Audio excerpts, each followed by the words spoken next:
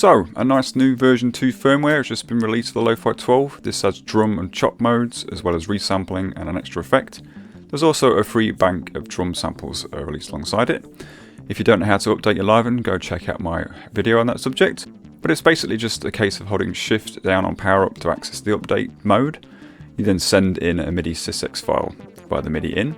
To update your sample bank, you just need to go into edit mode, select an empty bank you want to overwrite, press the import button, and then send in your sysx MIDI file from there, and that will work in the same way as the update does.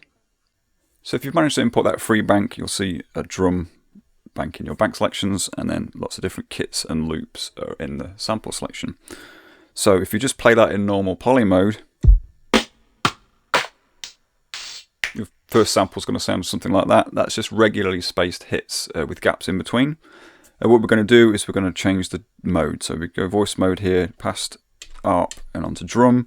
And what that's done is that's split that sample into even parts. By default, it divides the whole sample into 8 bits.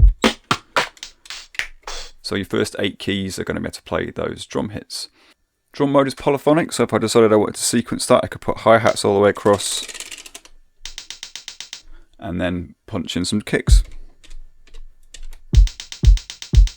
So we can now have all our drums playing at once on one track on the Lofi-12. So we don't have to stick to those 8 slices if we don't want to. I've got this drum break that I recorded earlier loaded in, and then if I cycle around to drum, I can then change the adjustment, which changes the downbeat division. So that changes the length of each of these slices. So if I dial this down, we'll start to see it appear higher and higher up the keyboard until we get to the point where all 16 keys are being used to split that drum break up.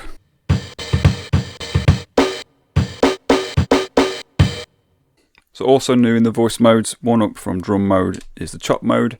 It works the same way as the drum mode, apart from it's not polyphonic.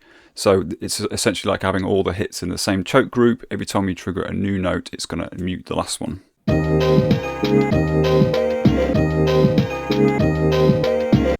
Also new is the resampling feature. That means we can record the output of the device down onto a new sample. To access that, we need to hold function and press settings here, and we've got a new record source option that we can change from line in to pattern. So that will record the output. We just go to quick sampling like we did before, and then we can go into record mode and play this phrase through. And then it'll play back as a sample.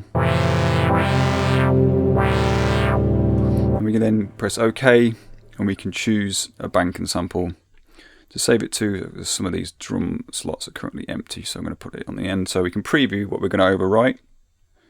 So that's empty, so just press OK, and that's saved that into that sample slot. But we can also do that whilst playing along with the keys. So I've turned on the pre-count and metronome features, and I'm going to drum along to that bass line while it plays. So if I go quick sampling, record, it'll count in.